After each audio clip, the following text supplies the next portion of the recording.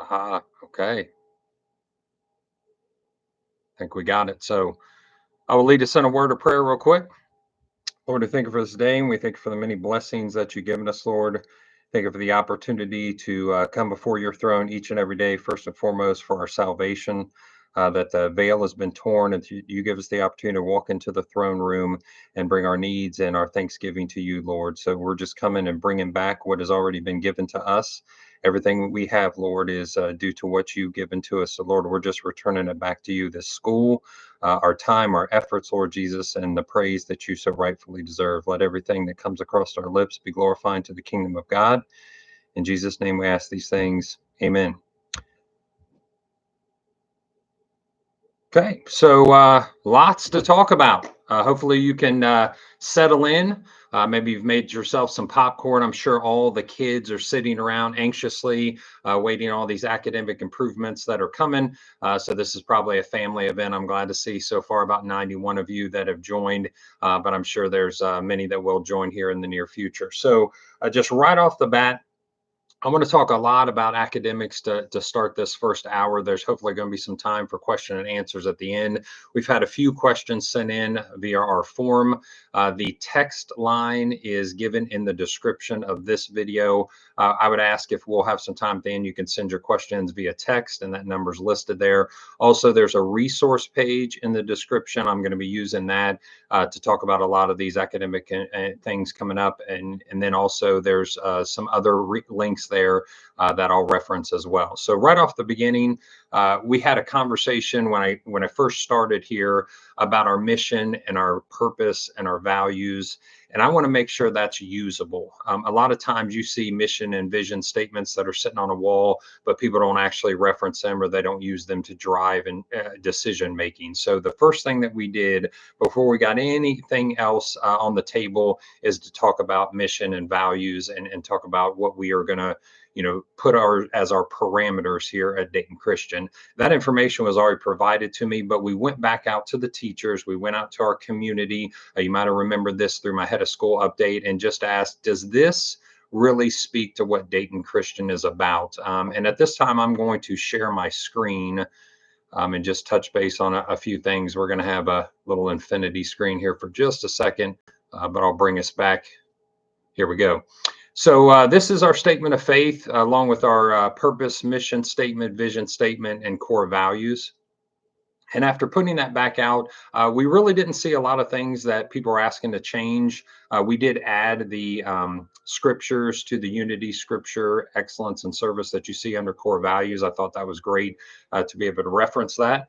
But our mission is Dayton Christian School inspire students to discover their God-given potential, become lifelong learners, and stand on God's absolute truth. And that's so important in today's age, God's absolute truth. God is the author and finisher of our faith.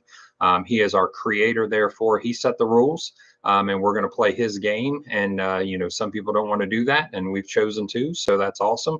And we're going to make sure that the kids understand that here.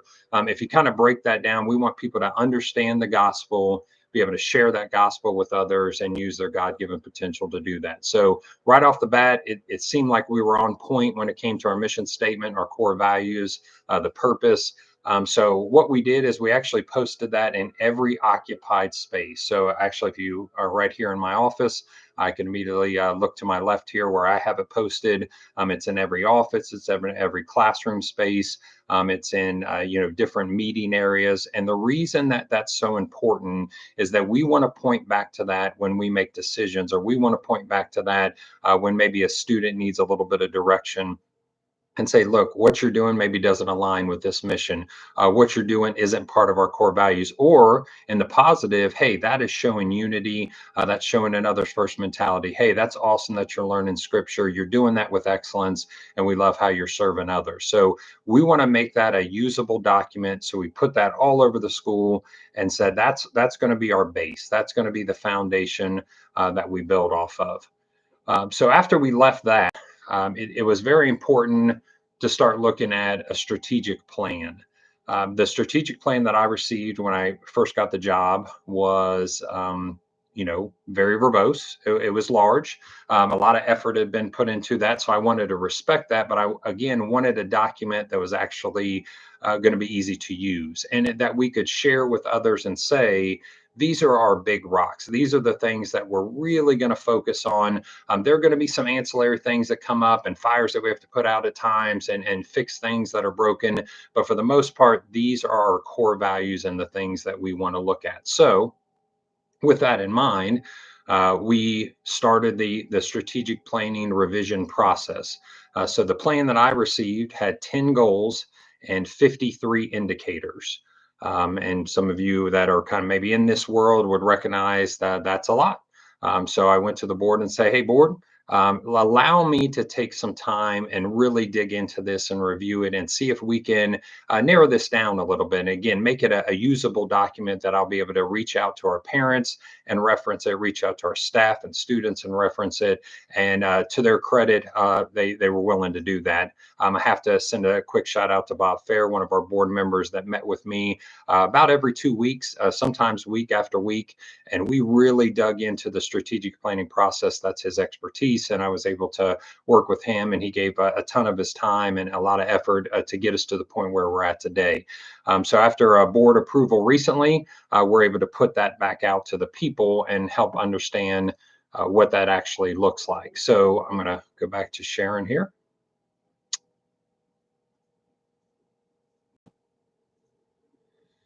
You see here, this is the update for the strategic plan. We have 4 big rocks is what I'll call them. That's kind of the terminology I've sunk into. And they are in priority order. First and foremost, we want spiritual excellence. So just understand that under the current administration, it's our senior leadership team and myself, that is where our focus is. Everything else we'll say to the right, or everything else even that I'm going to talk about the rest of the evening, and it's some great things, but those things are temporal. Number one, spiritual excellence is eternal. There is no greater importance than to show the gospel to the kids that we get to interact with on a daily basis, and to each other as a staff, as a faculty, as parents in our community.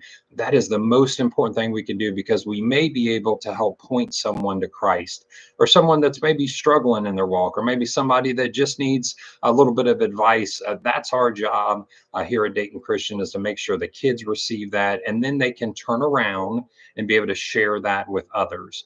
So as you'll see, each one of these strategic plan update items, these rocks have an assigned leader to them. Many people know Mr. Holliday. He's a K-12 student here at Dayton Christian that went all the way through his educational walk here, went to college, came back, and has been here ever since, and just it bleeds DC through and through. He is our spiritual life leader, our chief connections officer. And his goal is and he worked with me on these, is to make sure that we can assess student spiritual growth and make improvements to school experience to enhance our students' relationship with Christ. And he does that with multiple metrics underneath it. The second thing that I believe it's our duty to do is introduce ministry opportunities. So when I've sent some of these questions out for the head of school update, there have been times in the past where people have said, we love Dayton Christian, but I'd love more ministry opportunities being shown to my kids. It seems like maybe there's only this particular ministry or that particular ministry. Let's get into as many as possible. And I actually took that to heart and said, you know what? I think that's a great idea. So we dug into Acts and really looked at what are the 5 areas of ministry. And that's something that, James is going to work on here over the next few years, and just add more opportunities for kids. We're really excited about that. That eternal decision is our number one priority. After that, I think academic excellence flows right after spiritual excellence in high importance and high priority. Darren Gentry, our chief academic officer, owns this particular process. And I'm going to get deep into the 5-year plan for academic excellence. But let me note just a second on item number 2. This was said to me by a parent that came to our parent coffee just last Friday. Employee retention is very important, and I completely understand over the last maybe even 5 years, but even in my short tenure here in the last couple of years, there's been a lot of change. I totally get that. Some of that we'll call that necessary change. Maybe some people hadn't aligned to our mission and our vision. Some of it was just natural life things taking them away from us, whether it was family, whether it was movement. Certain things we can't control, and that's the plan of God for them to be wherever they're supposed to be. But I want you to understand, it was actually the very first thing I spoke about to the staff in July of my first year here. So I did a symposium on teacher retention. It is so extremely important. Many of you in the business world know the Microsoft model. Not only is it costly for me to replace any of my faculty or any of my staff, but it also makes me step back and retrain. If I have to continuously do that, then I'm not going to be able to move forward with the rest of these implementations for academic excellence. So teacher retention is very important. Darren Gentry has done a phenomenal job at reaching out to teachers and recruiting teachers and trying to get the right fit for Dayton Christian. I know we still have some areas that we're going to improve in, but please know that is a poignant movement that we're doing in order to make sure that we're not restarting the wheel every year. Can I tell you that we're not ever going to have to replace teachers? Of course not. We already know some teachers that are going to move on at the end of this year. Again, some family things, some moving things, and some are just saying that God has a different path for them, and we want to support them in that. But please know it is at the forefront of our mind that we have to keep good quality teachers here and keep raising the bar when it comes to our hiring practices. Again, I'll get into the 5-year plan for academic excellence with a lot of detail to it here in just a second, but that would be our second rock there. The third rock, operational excellence. Without going into too much detail, our chief financial officer is in charge of that. We have to continue to upgrade and manage the facilities. This facility has been built in 1968. So we know that there's a lot of things that are going to break at times. Some of them we call critical repairs, which is some of the reason for the tuition increase that you'll see next year. We have to fix things and we need to fix them quickly. And then we also have to make sure we maintain our financial health. There are certain requirements that the Board of Trustees has given both myself and our CFO to make sure we maintain financial health by having a certain amount of money first in our storehouse, which many people know in Amos. If you've read that, it says that we're supposed to, as good stewards of God's finances here on earth, we're supposed to have money in our storehouse in case something were to go amiss. And we've done that. We're very strong here at Dayton Christian, but also making sure that we then turn around and take the money that we can and reinvest it into our facilities, reinvestment into our people. When I talk to people all the time about, what did you think about this increase? What did you think about this fee? The number one thing that comes back to me, as long as you're raising teacher pay and you can keep teachers here, I'm willing to stretch a little bit. I'm willing to push our finances just a little bit more because I want my child to have good teachers. We want the same thing. So we have to maintain that financial health to make sure that we're doing that. The last thing that I kind of own here at the end is established growth and development. We'll talk about this in some detail, but not too deep in this conversation this evening. Dayton Christian has grown a tremendous amount, especially in the last 5 years. We've had applications coming through pretty strong already for this year, and we'll make sure we stay on a high standard to make sure that we're holding people to a enrollment process that aligns with our policies and our procedures. But there's people that are very excited about making Dayton Christian their educational institute, and we want to make sure we're ready to go when they come to us. So you'll see my items there, and this is available now on our website.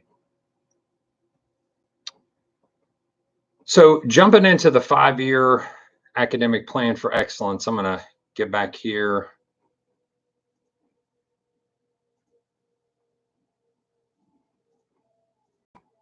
This is, I'll say, a lot of the meat of what we're going to talk about. So when I started, one of the things that we made a change immediately is the SLT, which is our senior leadership team, was making academic decisions, making decisions that they would tell me after meeting with them in the early stages they didn't want to make, and they didn't really feel like they had. Maybe some didn't have the expertise, Some didn't have all the information to make those decisions. So right away, we established an academic council. An academic council is made up of our curriculum coordinator, and now our chief academic officer, our special ed director, all the building leads and program leads, so all of our building principals and our preschool program director. And we meet on a pretty regular basis, along with a board member that's able to come and be a part of that as well. And just make sure that we have a plan to increase our academic prowess, and then put deliverables in place to make sure that we can hold ourselves accountable to that plan. So this is bred out of those conversations. And I'll dig into this just a little bit deeper. If you've ever heard of a gentleman named Richard DeFore, and I apologize, let me take a quick water break. Richard DeFore, educational psychologist, that basically said, hey, when you enter into a school district as a leader, you need to take a synopsis of where they are academically. And he created a system in order for us to understand where we're at, and then to recognize the changes and the degree of change that need to happen to get us above proficiency, to get us to where we're in what we would call continuous improvement, where we're always willing and able to put things that are in need through this system and come out with a solution at the end. So I'm going to start to my left there, and on the screen to the left, and kind of work left to right. So the first thing we have to do is recognize the what. What are we teaching? Are we accurately teaching what's going to be assessed, which is in step 2? So this last year, so in 23-24, we asked the teachers to just put everything that they were teaching into a system called Curriculum Track. Curriculum Track is just a software program that lets us see if what we're teaching aligns to the state standards and promotable skill sets that we feel are necessary for students to be able to go from one grade to the other. A vast majority of those teachers are right on pace or where they needed to be, and had all the standards and alignment to the lesson planning that they've done, and we were in really good shape. There were some areas that we recognized we weren't where we needed to be, and we've made those corrections, and we've created what are called battle plans. So we made battle plans for everything you can imagine. K-8 are now published on the website. 9-12 will be coming here before the end of the school year. And we have them for everything from art in the elementary to eventually music in the high school. We have them for English in 3rd grade, and Spanish in 9th grade, or whatever the case may be. So those battle plans are so parents can understand what are the major skill sets that your child needs to be able to accomplish and to be proficient at before they're ready to move on to the next grade. It's a great conversation piece with the teacher. So these will be posted in every classroom. So when you come in for parent-teacher conferences, when you meet with teachers one-on-one, they're posted on our website currently, and they'll be available. So you know what's being taught to your child. And then on top of that, you can have a conversation with the teacher. Hey, it doesn't seem like Johnny recognizes this particular part of the battle plan, or it seems like he or she is a little bit behind when it comes to this science standard. I think it's going to be very useful for parents to speak amongst themselves as parents and say, hey, I see, the things that are expected for a 3rd grader to be a 4th grader. How do you think, little Susie's doing in comparison to where that child may be at right now? So it's interesting that these have been very well received from our faculty. It helps them kind of put everything in one place and say, yep, this is what we're teaching, and this sets us up for the next stage, which is assessment. If you look on the left-hand side there under deliverable 1, we've been able to publish those, and those are now on that K battle plan. Deliverable 2 is that we're going to make sure and get out by May of 2025, the 9-12. While all this is happening, we as an academic council have been learning about assessment literacy, which is where we're at right now and where we'll be at also next year. So why is it a 5-year plan? Because assess its success is actually a 2-year process. So the 2-year process is split into 2 sections. The first is we need to align our assessments to what we're teaching. If we're teaching the correct standards, the promotable skill sets, now we need to make sure our assessments align to what we've taught. And for the most part, again, a lot of those already did, but there are corrections that we'll need to make. And we're using our observation and evaluation process through our building leaders to have those conversations with teachers. The next step, which will be next year, that we are learning as an academic council now is what's called depth of knowledge. So you may be a parent that's sitting there and says, you know, I love Dayton Christian, I love Dayton Christian teachers, but it seems like my child is able to kind of grasp concepts pretty easy. I just wish it was a little bit more challenging. DOK, depth of knowledge, will allow us to hone in on that standard a little bit better and be a little more challenging at time. What we'll say is up the rigor. Rigor just means the difficulty of those questions, the difficulty of the projects, the difficulty of the assignments, not to where we're going to make it too hard, but to challenge students and to make them really be professional thinkers, if you will. So their job right now, their profession is a student. So we want them to be a professional thinker. So we're doing that this year. We're also doing that next year. So as we transition out of 25-26 into 26-27, you'll see there that the deliverable 5 will be a better understanding of the standards-based questions and a deeper DOK. While we're doing that, the academic council is always 1 year ahead. So when we're learning about DOK this year and educating through professional development our teachers on DOK next year, the academic council will be learning about response to intervention, which is called RTI. An RTI process is absolutely necessary for us to catch the kids that maybe didn't get it when they were taught through the standards and then assessed. Now, why couldn't we just jump to that right now? I had some conversations at the parent coffee that said, well, you know, Matt, I saw your 5-year plan for academic excellence. I liked it, but I want those things right now. And I've tried to explain in that conversation, I'll explain here, we're going to do this correctly. You know, my plan and my hope is to set this up for the next 50 years. You know, there's going to be some point where, you know, Matt Baker and the administrative team that's currently here moves on to the next stage of life that the Lord has for us. But we want systems in place that will carry on without us being the ones running them. So we're going to build it correctly. I know it's going to take a little time and a little slower than some people want, but this is where we're at right now. I'm being just very transparent. This is where we're at.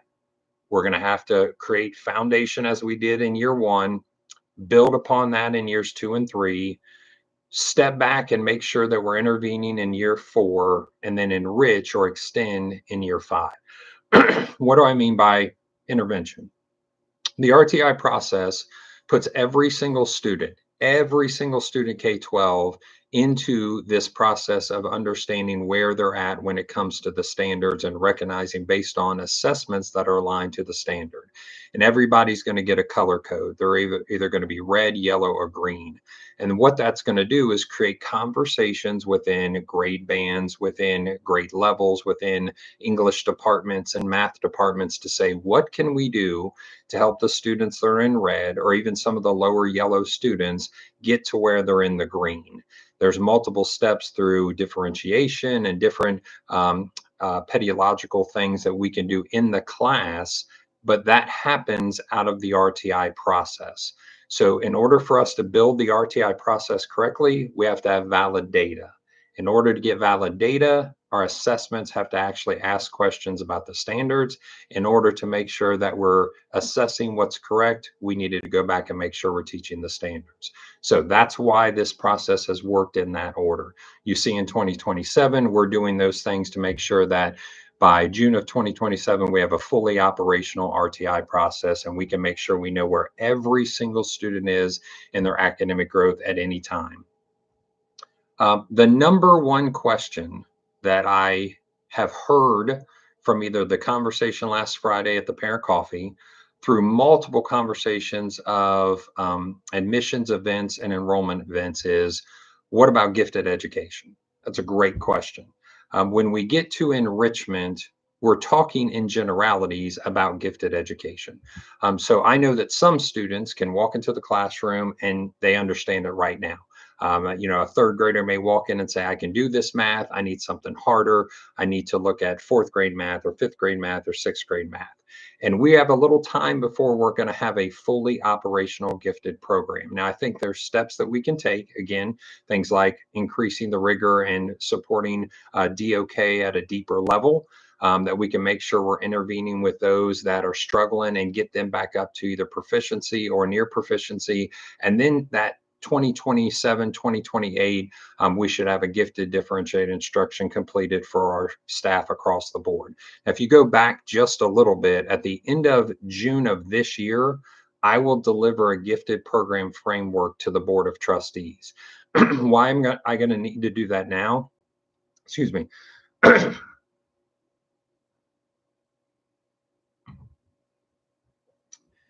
Because there's going to be a cost associated with it. Excuse me. Um, we have to prepare for that. So I'm just going to give you some rough numbers. Please don't hold me to these. But if we're going to hire a gifted coordinator and what's called a GIS, a gifted intervention specialist, we're going to have to buy gifted curriculum.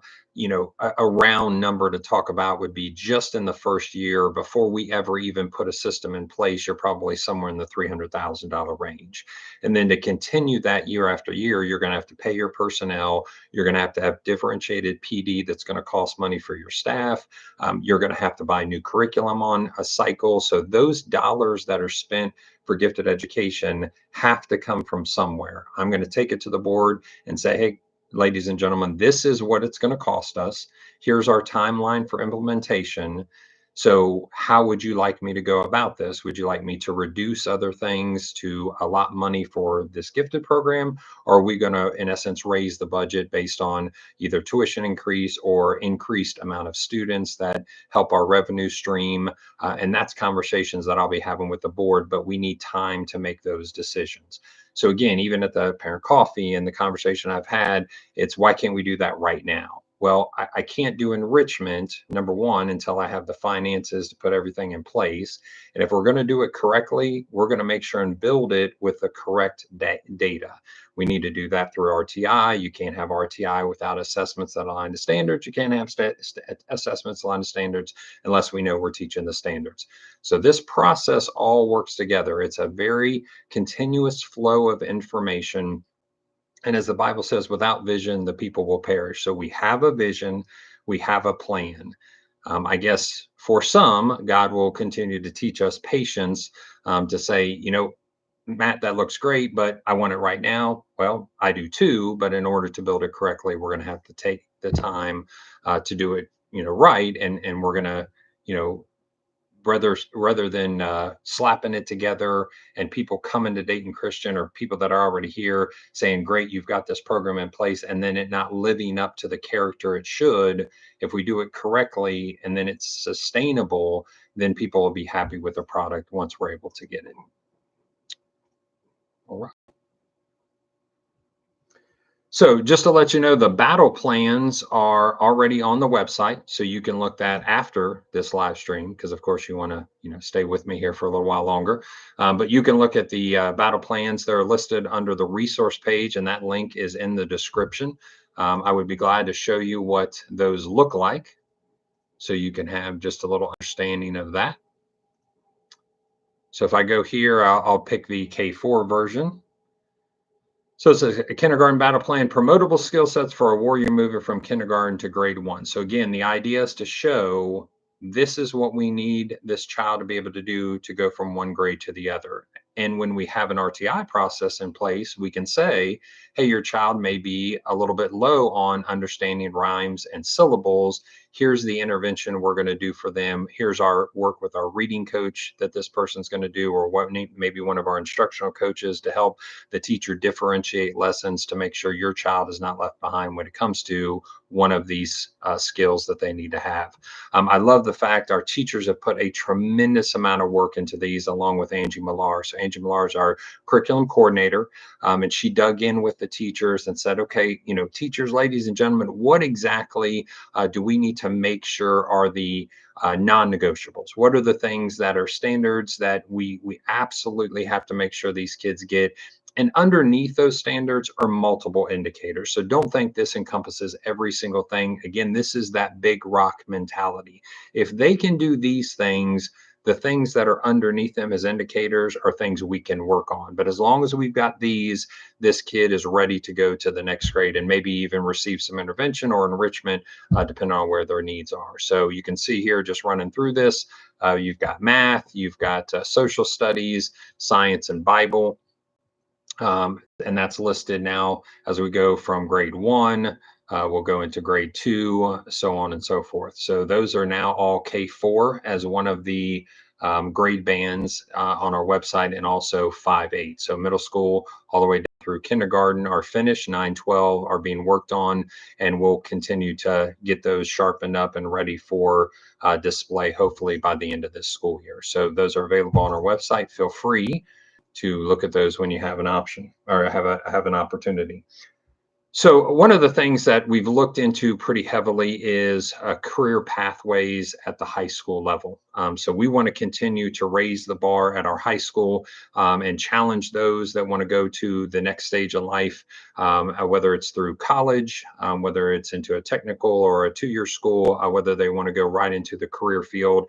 But we felt like we needed to have a plan in place to do that, something where we could say, okay, here's what this looks like, and also make sure our parents are aware that we have a plan for your child if they have an idea of what they want to do. And if they don't have an idea what they want to do, we want to help them along with things like internships and apprenticeships, transition coordinator positions that'll be put in place here very soon. So lots of fun things that are going on when it comes to helping your child as they get into the high school, find a path for them in post-secondary. One of the things that Darren has worked on as the chief academic officer and has done a great job on is the career pathway. So here's kind of how this process works. Let's go back all the way to 6th grade. So in starting this year, we have this in place for this year. Your 6th grade student will take something called U Science. It's Bright Pathways is actually the new term that's used. And basically it's a interest inventory. It's an innate skill set.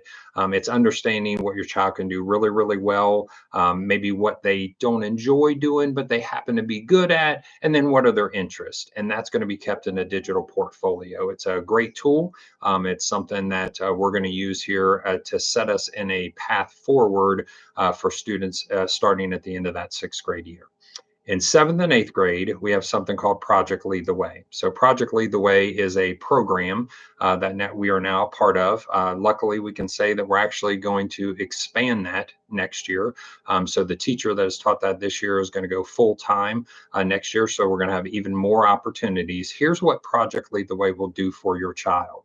So the opportunity is to see up to 3 career fields in each one of the classes offered. So, for example, design and modeling. Design and modeling out of the 16 career clusters will hit at least 3 of those career clusters. And then in that digital portfolio, we will take information and add to it at the end of the year on what are the things your child liked, what are the things that they didn't like, what are some positives that they took out of the class, and what are some things that they would stay away from if they were to do it again. Then they would have multiple other choices to do for the rest of the year in things like green architecture or automation and robotics, flight and space are some of the examples. Medical detectives is something that we're already doing this year. Again, each one of those classes is going to be an introduction to us at least 3 career fields. So let's say your child were to go into medical detectives for a second. In there, they're going to do experiments. They're going to talk about legal issues and the law. They're going to do a bunch of writing because they're going to have to make reports for the hospitals and for these different police adventures. So all those things kind of show them different aspects of career clusters. And then we take the information at the end and say, okay, what were you good at? What did you really like? What are the things that you took away from this class? And what were things that if you did it again, you'd do a little bit different? That information travels with them in 7th grade. Then in 8th grade, they have a new set of choices in the 8th grade that they can take to get more information. At the end of their 8th grade year, they'll meet with our counselors in the high school to review that digital portfolio and say, okay, this looks like you have this skill set. You really are interested in this. Those things may coincide or they don't. They're completely different. Like, for example, anybody that's my age knows the Myers-Briggs. The Myers-Briggs said I was supposed to be a farmer. I have no idea why. I always knew I wanted to be a teacher. So, but this is an idea of kind of putting all that information together, talking with you as a parent, talking with the child, and saying, hey, what do you think you may be interested in doing? Now, the career pathways at the high school, again, is going to take a while to build because we need personnel. We need some materials. We may even need some space at some time and at some point. So we're building those correctly, but I'll show you an example of those right now. And we will have one in place starting next year.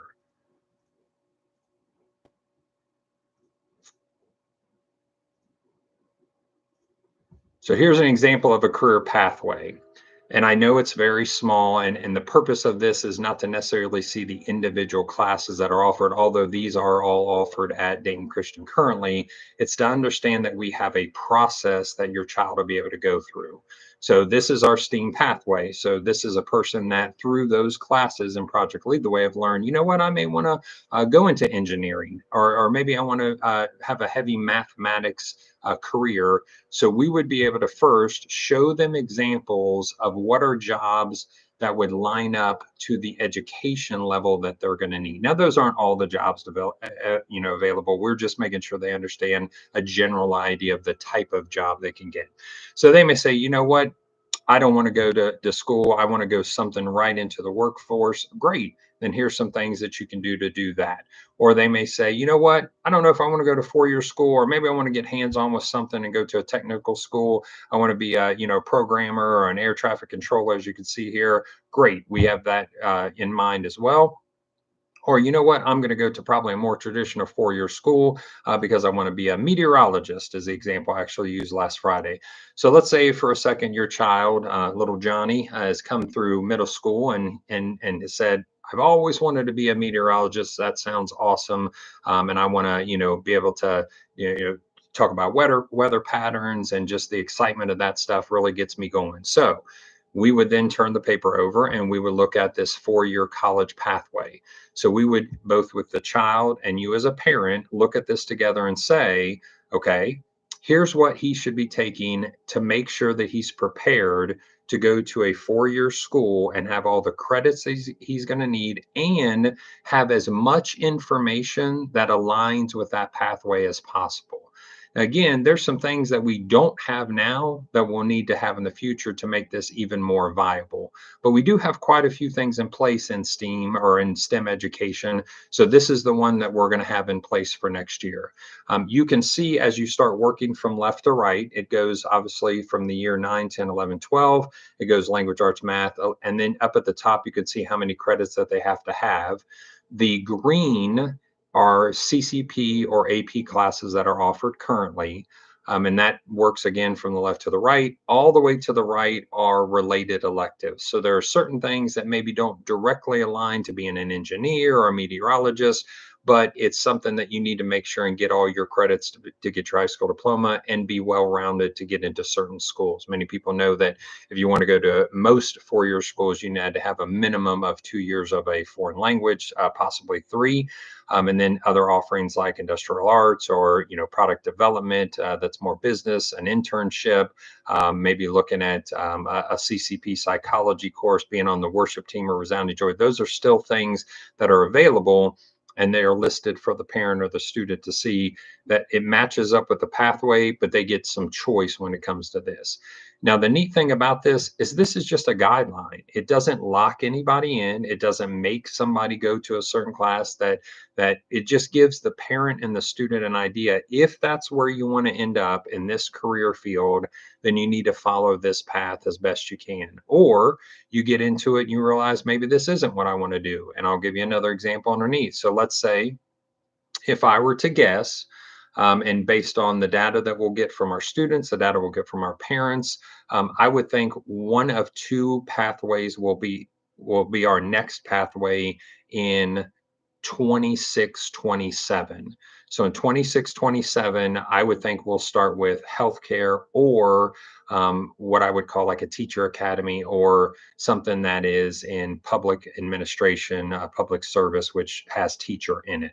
So let's imagine for a second it is healthcare. So here are what's offered right now, some ideas. Hey, you want to be an athletic trainer or you want to do medical assisting or a phlebotomist, then we want you to go in this particular pathway, and you'll be able to look at it with your child and have an idea of how many classes they need to take, how much they're going to need to challenge themselves in order to be prepared for that maybe 4-year college at the end, 2-year college or technical school, or what they may need to do to be ready for the workforce as soon as they graduate from high school. Let me pause for just a second here. So one of the questions that comes up a lot when it comes to our high school curriculum or high school scheduling is, Matt, we want you to offer more AP classes, more AP, more AP, more AP. Oh, okay. I, I'm okay with that. That sounds good. AP is kind of a nationally accepted way to get credits in high school that go and transfer to a lot of higher education institutions. Not 100% all the time, one for one, but it is very well received. And CCP is less appreciated, we'll say sometimes by especially major schools. We'll say those larger D1 schools. Here's what I need from you as a parent. We've all been seniors in high school and even juniors in high school or sophomores. Sometimes that child and you may have a conversation that say, well, I can take this CCP course because by law, I have to allow CCP. I have to offer CCP. So that's not going away. Some parents would say, well, get rid of CCP if it's not hard enough and just have AP classes. Can't do that. I'd be breaking the law. So CCP is offered. There may be a choice of a CCP class or an AP class. Talk to your child, look at the pathway and say, hey, if you want to do this, you're going to have to challenge yourself. And an AP class mimics the college environment better than a CCP class does, even though a CCP class is a college level class. And there are some CCP classes that are fantastic. We have some here that are on site that are wonderful. Unfortunately, there's a few maybe that aren't as challenging. And sometimes our students, being smart and talking to the grade above them, will recognize where those classes are, who those classes are taught by outside of our field, because those are usually taught by professors online or people that are off site. And they will try to use that to their advantage to get through these classes a little bit easier. So, as a parent, I am asking a favor. I'm asking you to challenge your child.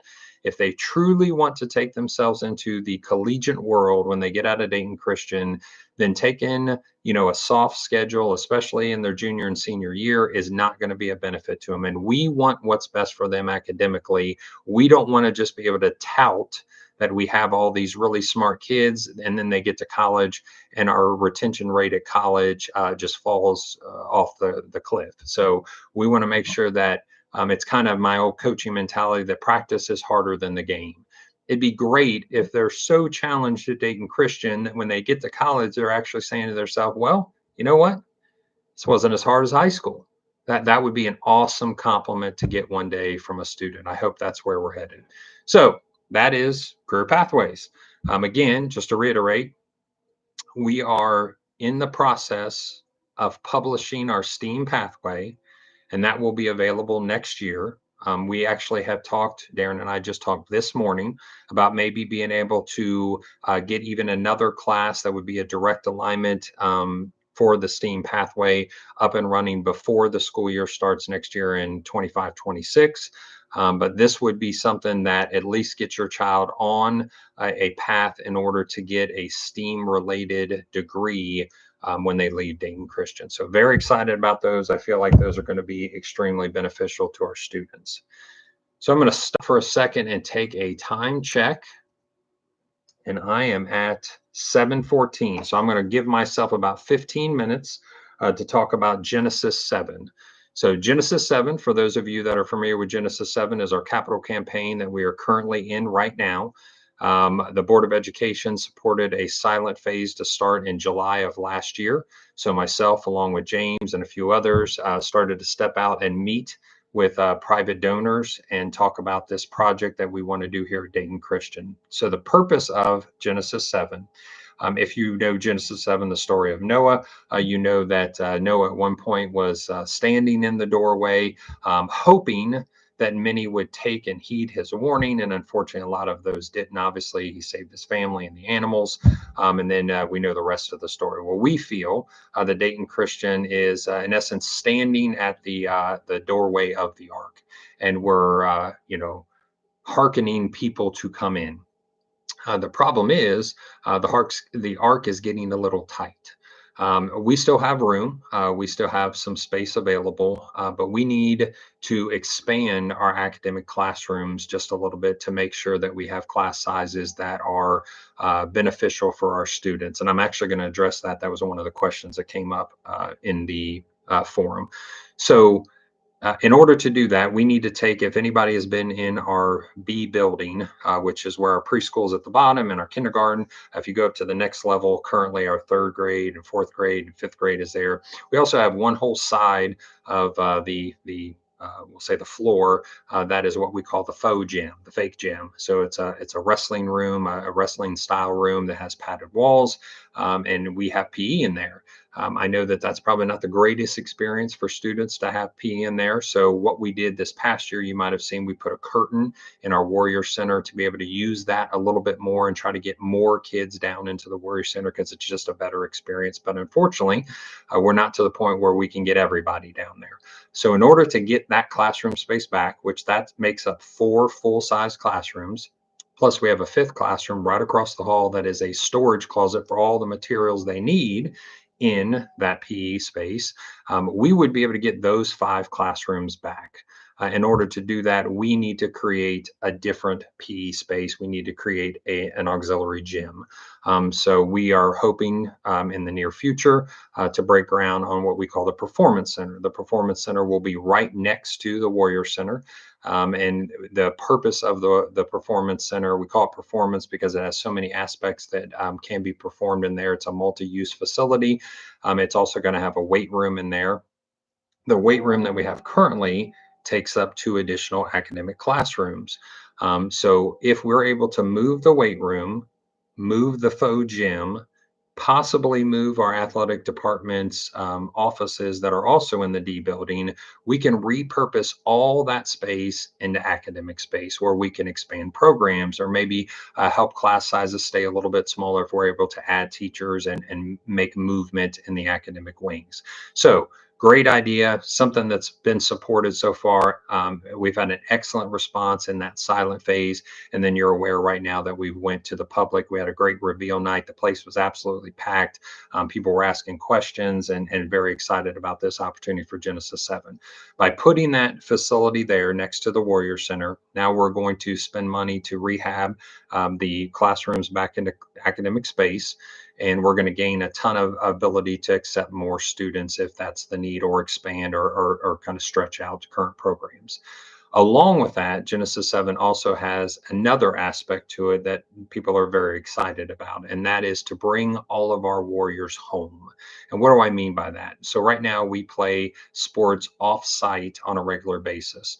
We do not have a track. So our track team, I call them the nomads. They have to go from one track to another. Sometimes they're practicing late into the evening because it's the only time that these very nice people in other districts allow us to come and use their facility. And that's great. But that's not what we want to do for our kids. We don't want our kids traveling at night to different locations and not sure where they're supposed to go. Also, our soccer plays at Ron P. Field in Kettering, which many people know is somewhere between, we'll say, 17 to 20 minutes. We did the calculations, and to go back and forth for our students there, that's an additional 50 hours on the road. So I have some concerns about safety when you're putting a 16-year-old in a car to go back to games there, and then putting them maybe with some other people coming back and so on and so forth. So we play football also off-site. We play that Harmon Field, which is the old Miamisburg field. So the hope is that we can put a field right here on campus. So I'm in my office, which I'm looking out the window right now, and I'm looking in our front yard, and that's where our athletic field would go. So the idea originally is that we would do that in 3 phases, and Genesis 7 would encompass phase 1. Phase one is the field itself, that's lined for both soccer and for football. We may even add some lacrosse lines in there because later on down the road, that's something we will, I'm sure, talk about. But having those conversations about a full size turf field and then an 8-lane track so we can host events, we can host regional tournaments and matches. It'll be great. And then we'll need to fence that in to make sure it's protected. And then drainage is going to be a pretty significant cost because right now all that land is very flat, and it obviously doesn't drain as it should if you're going to have multi-use field on there. So we'll need to pay for all those items within phase one. That part is about a $3 million project. The performance center is about a $4 million project. So we feel real confident about those numbers as best we know right now. Obviously, as we dig into soil borings and different things like that, we'll recognize if that price is going to stay consistent. We believe it will. And then also in the field, we believe that we're going to be close to that number with the research we've done through Kleinger's, a group that I used to survey the land. So what happened is we were very blessed and had an opportunity now to look a little bit bigger, because some of the dollars that have come in have been a little bit higher dollars than we probably originally expected in support of the field. So we're able to look now by taking a part of phase three and all of phase two, which is lighting, and trying to enter that into phase one. So lighting, because we're in what's called a residential area, is very specific. It has to be what's called canopy lighting. And unfortunately, that means it's way more expensive than regular metal halide. So it has to shoot down rather than out because people need to be able to sleep while we're trying to have games potentially. And there's a certain amount of foot candles that can't bleed into those areas. So expensive lighting, as well as having some stands so we can actually hold events here, hopefully by the fall of 2026. So we've got a match going on right now, and a great opportunity that somebody's willing to put up money for us to be able to match that from now. And we're looking into for the next couple of months to bring money in to find that match and potentially make up that extra money that would allow us to have a game as early as the fall of 26. So breaking ground, we would hope to break ground on the performance center as soon as the start of school of this year as possible. Next year, 25, 26. So, we'll shoot for August. Obviously, things come up and, building and zoning rules and things like that happen, and we have to redo plans and so on and so forth. So my hope is that we could put a shovel in the ground in August. In August of 25 for the performance center. It's about a 10-month build as long as it doesn't rain every single day.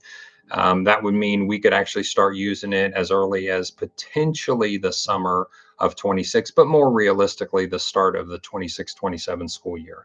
The field is similar.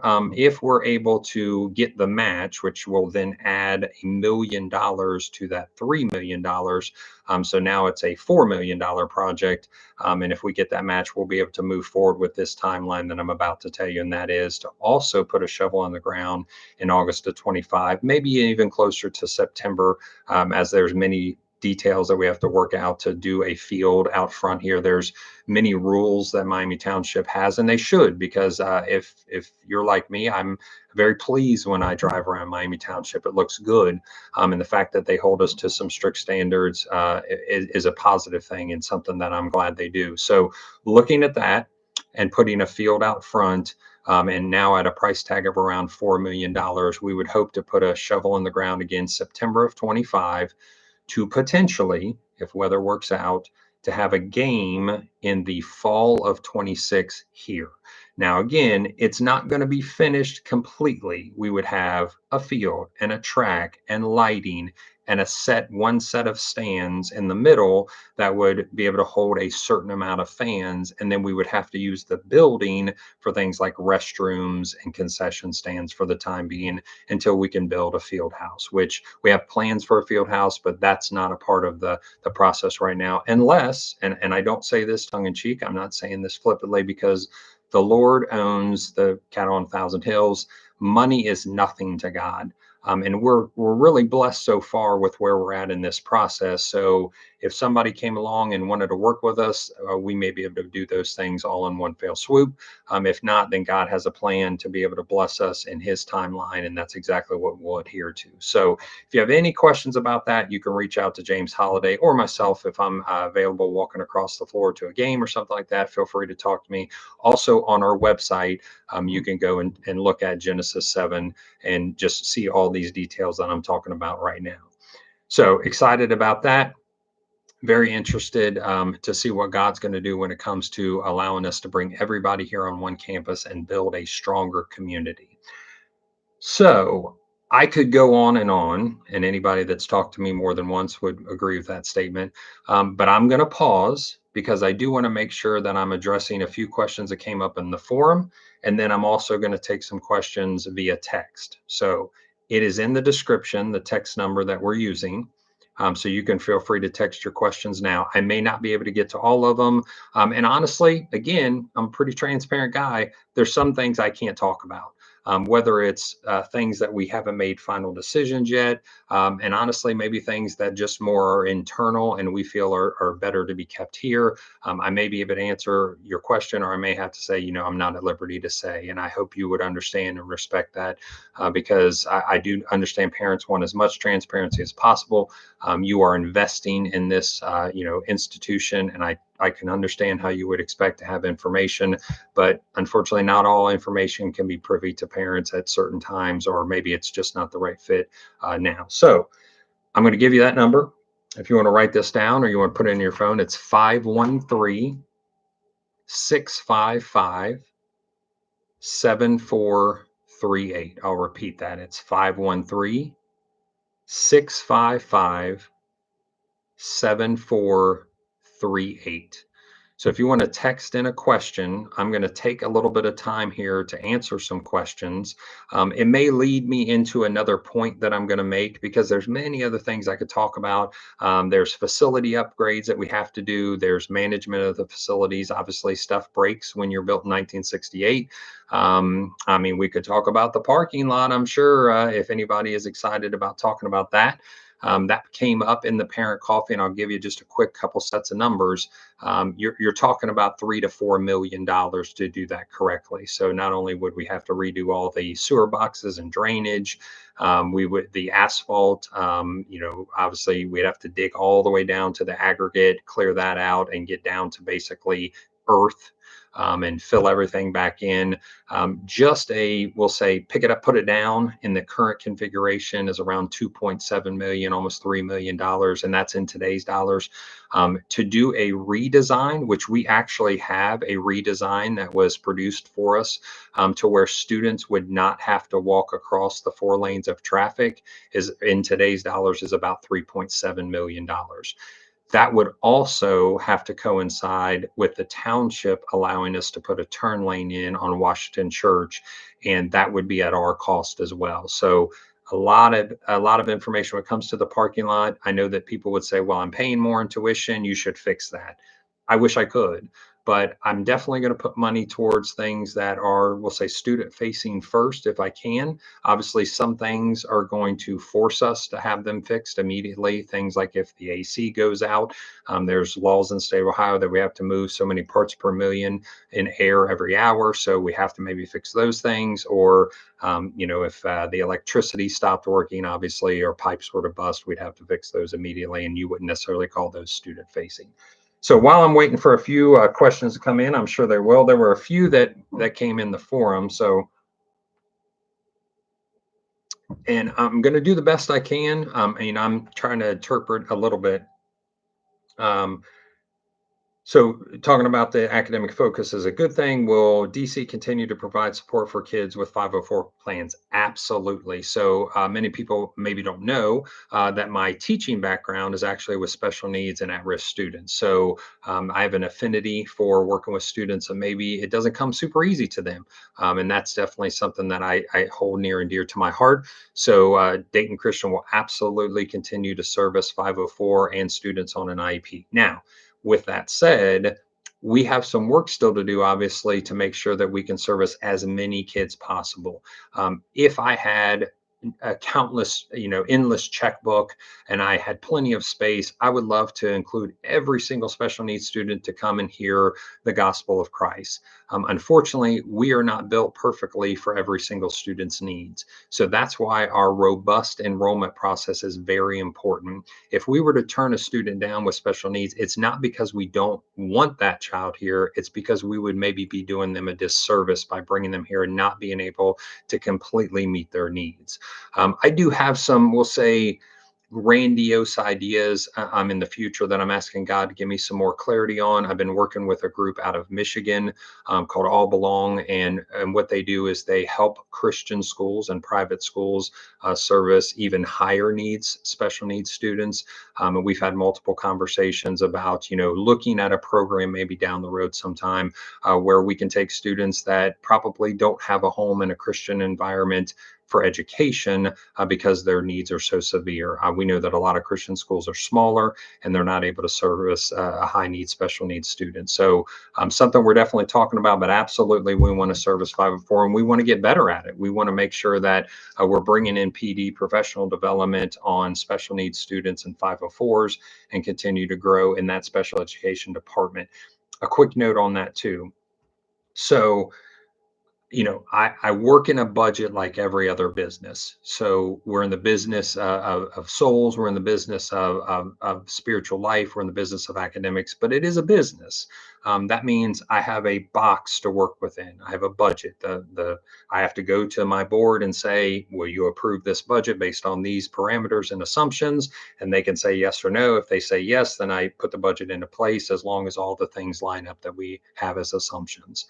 One thing that you may recognize over maybe it's the next day, 2 days, 10 days, 2 years, sometimes I got to make tough decisions. And the academic council and the building leaders have to make tough decisions. And there may be something over here on the side that maybe has even been around for a little bit, or you may like because it's kitschy, it's neat, it's different. You're able to tell your friends that, hey, my child does this or my child does that, but it doesn't make as big of an academic impact as maybe me reallocating those dollars over here.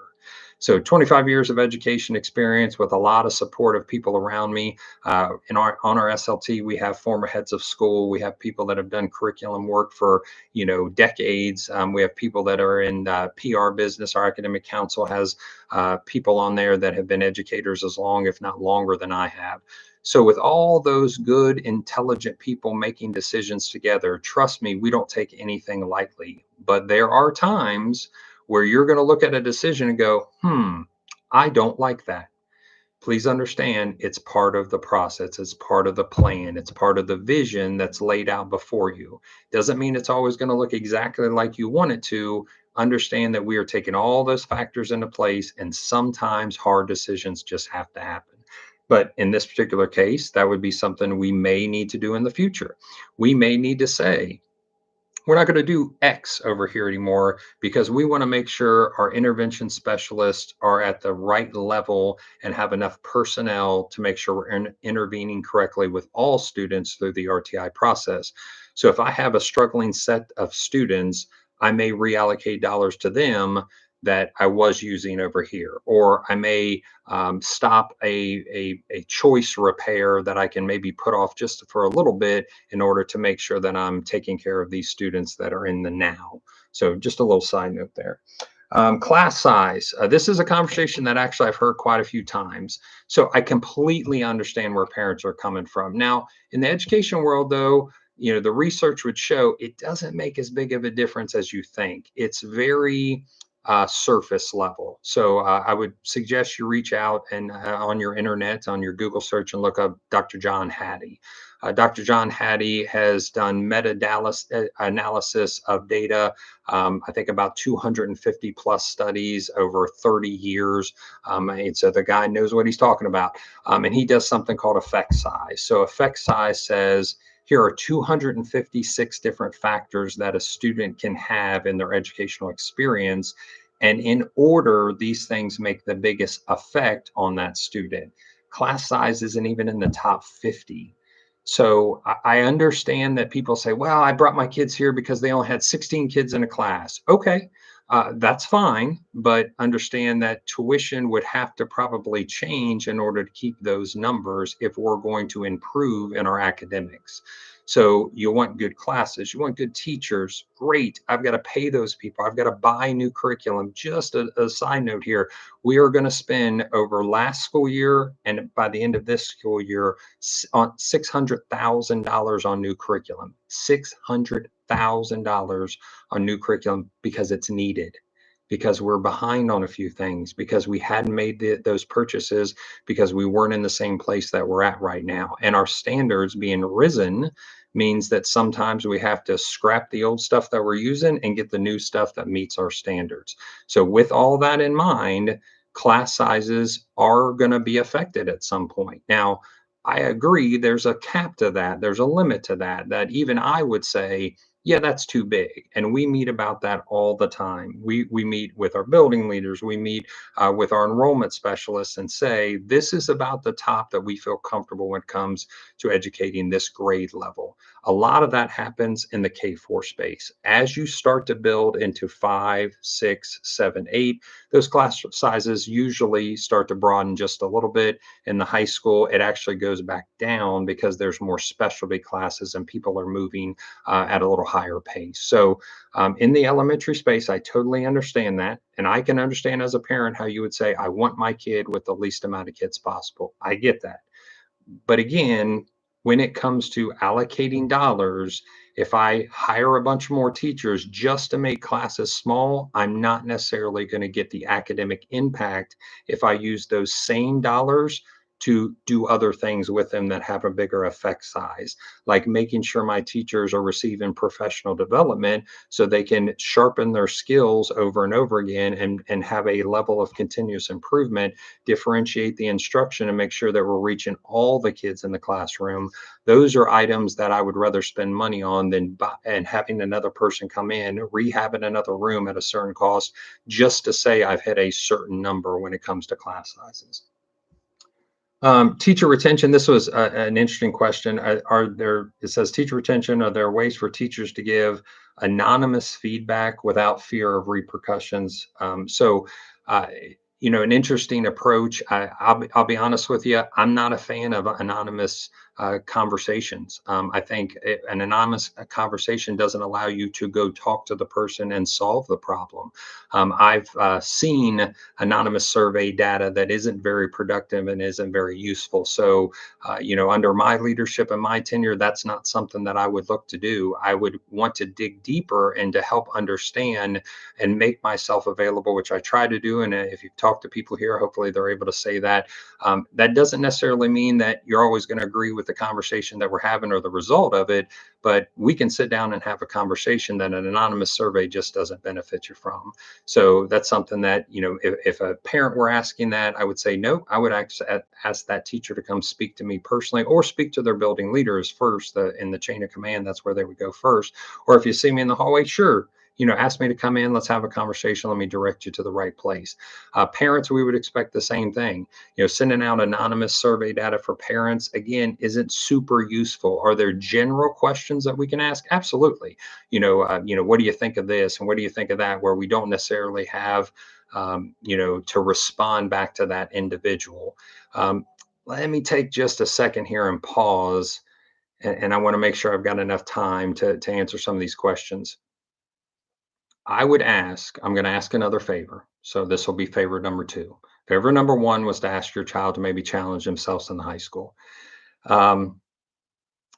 You would be surprised at some of the comments we get back through our surveyed data. I think you would be very surprised, actually. So I guess I'm just asking as a favor for you to pray over the information that you share back with us. Sometimes that information is pretty sharp.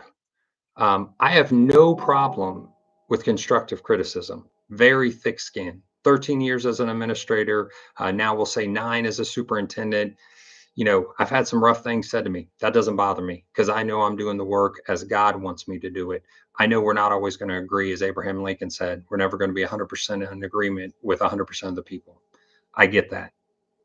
but there is a way to handle ourselves when it comes to working together in partnership. And sometimes when we send out these questions and these kind of wide ranging, open ended response opportunities, the stuff that comes back is pretty rough. So I'm just asking you to pray about it. If you feel like that's the comment that you need to make, or you need to kind of go in that direction, pick up the phone. Let's have a phone conversation. Let's not do that from a keyboard, because that takes away the emotion, that takes away the intent behind it. I'm pretty accessible. If you want to have a conversation, I may ask you, have you spoke to the building principal? And if you have, great, let's have that conversation. Or there may be something that warrants you come right to me. I get those things. But let's do that over a phone call. If you're really that concerned and that upset, I want to hear about it, because you know what? If it's affecting your child, it may be affecting many other children, and we need to fix it. But to do that behind a keyboard is not super productive. So there's my 2 cents. As much as you're willing to listen to me, I appreciate it. But that's kind of my note on responding back to feedback. Okay, let's take a few questions here. Awesome. Give me just a second to peruse.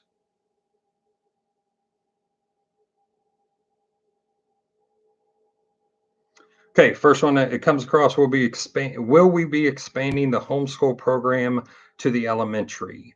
I'm open to that conversation. If I'm not mistaken, and I don't know my DC history perfectly, I believe there was a version of that in the past. There were times where finances were maybe a little bit of a different struggle, and maybe there were some times where things were just hunky dory, and maybe some decisions had to be made based on that gap in time. Am I open to that conversation? Absolutely. Jen Dreyer does a fantastic job running our homeschool hybrid program. And if she wanted to sit down with me and say, hey, Matt, I have an idea about maybe revitalizing that conversation and talking about it, absolutely. Sounds good to me, because maybe that's able to expand our footprint a little bit and bring more students to the gospel. So absolutely sounds good. Let's talk about it. If you want to send me something in a little more detail, most people know my email address, just mbaker@daytonchristian.com. Awesome. Let's talk about it. And maybe that's something you can educate me on.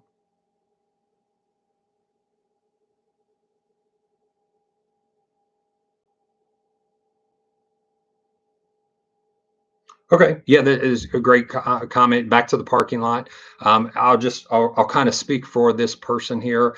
And this happens on occasion. I absolutely would understand that. Just making sure that we're adhering to all the safety protocols during the drop off and pickup periods. We have, I think that the count was 172 cars. So that Kleinger's group I talked about, they actually set cameras out at the front and the exit. And I believe their count was 172 on a pretty regular basis. They were here for a whole week. So we have a lot of cars that come through on a regular day to day. And that means that there's people crossing traffic on a regular basis. We need to make sure we're adhering to speed limits and slow down. I know everybody wants the same thing, and that is for no child to be harmed, no staff member to be harmed. So just please adhere to those speed limits and make sure that we have that others first mentality when we're in the parking lot and worrying about others, especially as the kids cross those 4 lanes of traffic. Okay, talked about class size already, so let's go here. Oh, good, awesome. So how are teachers held accountable for teaching the standards and the battle plans, and what's your evaluation process? Great question. So we have dug into that. In fact, that was one of the very first things the Academic Council did. So we use the Ohio teaching standards, and we have a rubric that goes to that. We also created an eighth standard. There's 7. So we created an eighth, which is biblical integration. And then we have a very, again, robust evaluation process that all the building administrators are in the works right now. In fact, I sat in on a post-conference discussion today in our high school to hear that conversation between the teacher and the building administrator. All of that is housed in a system called eWalk. So there may be some educators that are on this live stream, and they would probably liken it to OTES, which is what's used in the public world. But it's not written the same way because we're more focused on teaching standards than necessarily the OTES rubric. There's walkthroughs multiple times in the year, and then formal evaluation that goes through a process and is graded on the rubric, and then a summative evaluation at the end of the year. And that's all through a PGP process with every single teacher. So every single teacher sits down with their building administrator and talks about their goals for the year, areas that maybe there's a little bit of improvement needed, or an area that they want to just refine and make even better. And then that goal is set for the rest of the year, and they're visited multiple times for that. Walkthroughs are kind of a quick, in and out sort of thing, and let's talk about it as we pass each other. Formal observation goes into a more in-depth conversation, a post-op, where we actually talk about assessments and things of that nature. But I'm very proud actually of the academic council and our building leaders and what we've done with observations and evaluations. And again, I have to give another shout out to Darren Gentry. So when he took on this role of chief academic officer, the very first thing I said to him is, Darren, I want you to own observations and evaluations. And he did. He took the ball and ran with it. And we have a process in place that's very smooth. We're able to enter and gather data really easily in this system, and it's worked out really, really well. Oh, great question. So part of this transition with the field includes moving the softball field. So I've actually had this question a couple times. If you look at the rendering, and why don't I just show you said rendering?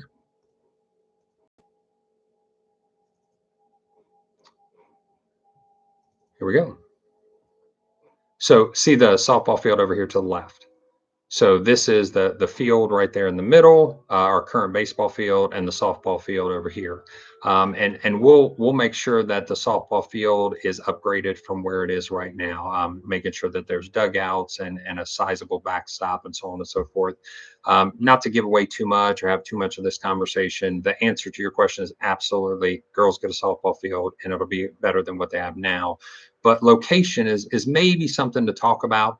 I've got a little crazy idea and some plans and some thoughts. If anybody out there is someone that really loves softball and wants to talk about that, and maybe even look to some support of some way, or maybe knows a rich uncle or something like that, I would love to do something really special and different with that. Just because I think we have the opportunity. We want to make sure we keep as much practice space as possible. And I've got some ideas that unfortunately won't necessarily fit in this budget that we have planned. It is in the budget to move the softball field and relocate it there, we'll say to the left of what will currently be, or what will soon be, the athletic field, the turf field. Oh, good question. Staggered morning starts.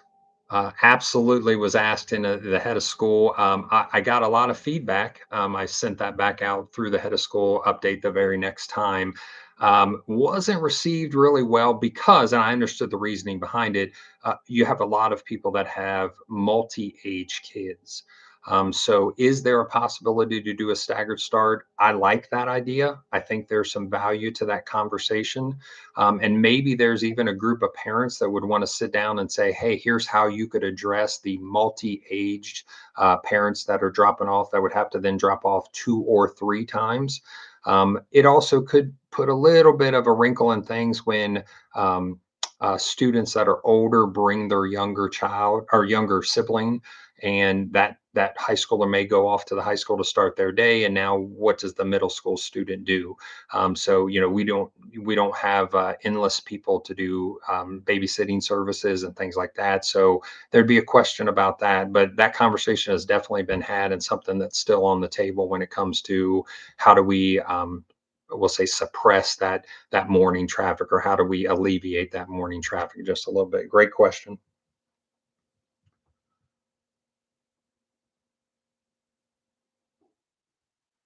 Athletic field will be turf, not natural grass. So because of the amount of practices and games that'll be on it, grass would just get eaten up too quickly. I did look into that as far as the cost and things like that, but it would just get beat down so bad that we would have to make it turf.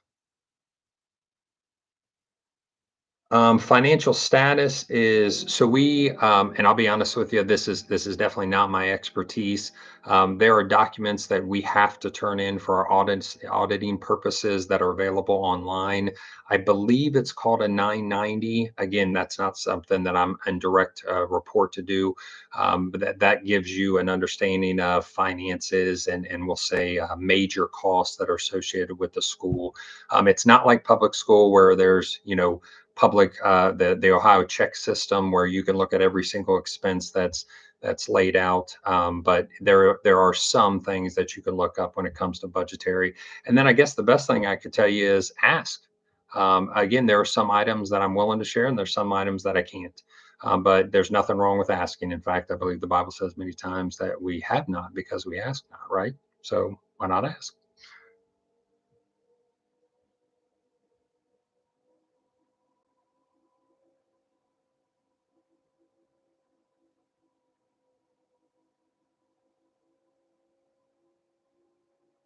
Okay, great question. So tuition cost. We absolutely understand that tuition continues to increase, and we know that for most of our community, they understand that there's also an increase in cost, as there is in any business. Toilet paper costs more, the curriculum that we're buying costs more. But what this person is stating here in the text, which is a great point, there is an apex to what people can absorb to where it becomes counterproductive on the other side. And their note here, again, very detailed and excellent description, is because of ed choice, for some people, that's been a benefit. And we'll say tuition costs maybe hasn't been quite as affected because of that ed choice scholarship, but even ed choice is going to not absorb if we continue to raise at a regular at a super high rate. So my response to that is maybe not a ton of detail, like I can't give you a percentage or something like that. I'll say it like this. Obviously we have a certain amount of students that we're going to accept. There'll be a small bit of increase in enrollment potentially that also has revenue dollars that come to it. And then once that's kind of solidified, we'll have our idea of what our budget will be for next year. The main thing that we've done in the last, we'll say 3 years, is try to increase teacher pay at a considerable rate so we can keep teachers around. I believe there's a three-prong approach to have employee retention. First is that they have to feel appreciated. They have to feel that they specifically need to be here, not just somebody filling the job, but because of what that person, Mr. or Mrs. X does, that makes a difference. And that's our job to make sure that they feel appreciated. Number two is a living wage. As much as we want to say this is a ministry, and it absolutely is, you can make more money in other school districts, especially public school districts. So part of it is an understanding of ministry, but the light bill doesn't accept ministry as payment. So I understand that we have to be able to pay people to pay their bills, to pay insurance, to be able to have their students here, their own children here. I totally get it. So we call that a living wage. And I think we've done a pretty good job in addressing that over the last 3 years or so. The third thing is a vision. And without vision, again, the people will perish. So we need to show our staff and our community that we have vision moving forward. And with those three things in place, hopefully we're going to keep people around. To the tuition conversation, there has been increases in tuition, some of that being absorbed by ed choice, but we absolutely understand that we cannot continue that path regularly. So please know, although I don't have a number for you or a dollar figure, we're cognizant of that. We understand that. The board understands that. And we know that moving forward, it would be hard to accept the same level that it's been raised over the last couple of years. We absolutely understand that. I can say with a pretty high level of certainty that student fee that you have to pay in addition to the tuition, I've asked that to be capped for a while. So we have risen that up over the last couple of years. That has been raised up over the last couple of years.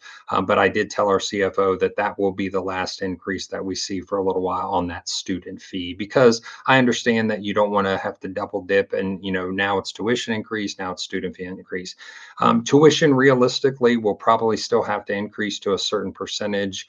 But if I were to predict and not be able to hold anything, accountable, it's probably not at the same level that it's been over the last couple of years, unless a change in either the finances coming from possibly the state or some sort of major project that presents itself here would warrant it to do that again. Again, back to the parking lot conversation. I don't think that's a big sell for people. I don't think I could go and say, hey, I'm going to raise tuition another 10%, but hey, we'll have a new parking lot. At some point, people are going to say, nope, I can't absorb that anymore, and I'm going to need to step away. And that's not what we want to do. Let me make another note on that real quick. So we have a very good donor base that wants to help students that have needs when it comes to their finances. So please never leave just because of money. Now, I understand if the Lord puts you in another direction, absolutely, we want to support that. But if it just comes down to finances, please do not leave. Have a conversation with James Holliday. James Holliday is in charge of advancement. He works with our tuition assistants as well as working with our SGO, the Scholarship Grading Organization. Quick note on that. If you go to our website, you can learn more about the SGO under resources there. The SGO is the scholarship grading organization for Dayton Christian that you can reallocate state tax dollars to us and get a dollar for dollar refund back on your state taxes. So I'll just give you an example, be very transparent. I did mine today. So I wrote a check for $1,500 on my really cool UK Wildcat check that my wife loves UK. So I wrote that for $1,500 to the Dayton Christian SGO. I handed it off to James Holliday. He will enter that. He will give me a letter of acknowledgement. I choose to do my own taxes. I just use a software system. I went into it last year. I'll go into it this year. When you go into your state taxes, it asks the question, did you contribute to a scholarship grading SGO or scholarship grading organization, in parentheses SGO? I clicked yes. Then it gives you a drop down list, and they list, at that time it was 83 of them. I'm sure it'll be more next year. I clicked on Dayton Christian SGO, and my little number at the top went and went up $1,500. I received that back as a refund, dollar for dollar. We got to keep the money. Dayton Christian got to keep the $1,500. So it is, as silly as it sounds, free money. It's an absolute awesome opportunity. What do we do with that money? Great question. We help people in need. That's what we do. So the scholarship grading organization then takes that money and allocates it to people that have tuition assistant need or fee assistant need. So we look at people and say, hey, we understand. Maybe I'll give you an example. We had recently somebody that had lost a job and was going to come have a conversation with us about possibly pulling their kids because they were worried about paying their monthly fee. We want to make sure that we can, step in with that opportunity, and the SGO gives us that. We also have donors that say, hey, we understand people are going to need some tuition assistance at times, so we're going to give you dollars specifically meant for that. So again, just to reiterate, hopefully I've answered the question, but also know, don't leave just because of money. Please have a conversation with us, because I'd love to be able to support you if times are a little hard or we need to get over a hump. Great question, by the way.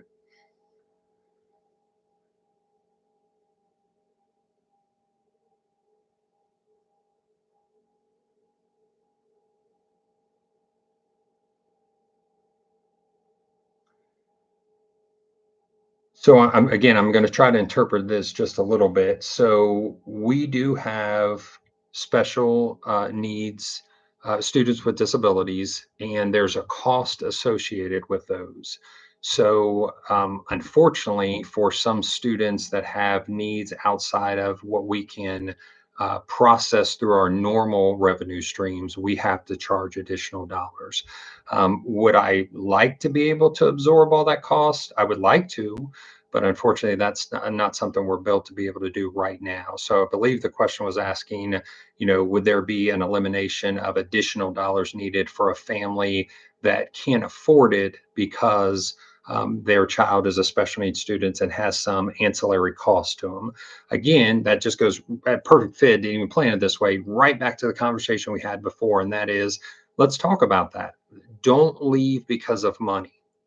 If the SGO can step in and support that, great. If tuition assistance can possibly step in, let's do that as well.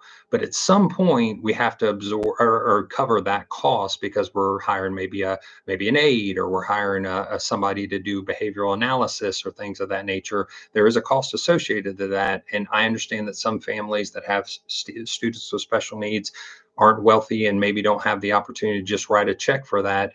Let's talk about that. Again, we want your child here. We want to be able to service them in a Christian environment. So before you say, well, I'm going to pull out because I can't afford X, let's talk about that and see if we can help you out. I'm down to a minute. I've got two or three other.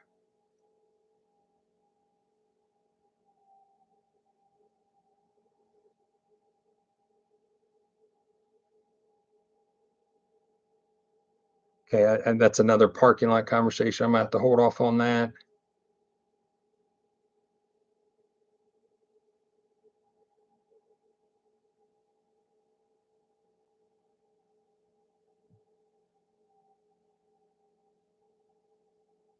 Yeah, the question about high quality professional development, absolutely. So Angie Millar runs our PD. She's our curriculum coordinator, and she runs all of our PD. We work with Montgomery County ESC. We work with other consultants and instructional coaches. So our teachers are receiving fantastic PD. In fact, we have PD planned for Valentine's Day, a whole day worth of PD, multiple different sessions across all three buildings. So we are really pumping into the PD and really pumping into our people and trying to say, hey, we want you to stay here. We want to educate you. We want to sharpen your sword. And we're allocating resources for that. I hate to do it. There's a few questions that I couldn't get to, but I want to respect your time. So I just appreciate everybody that was on here. I appreciate you being willing to share this information. Again, I think just ending it with this thought behind it.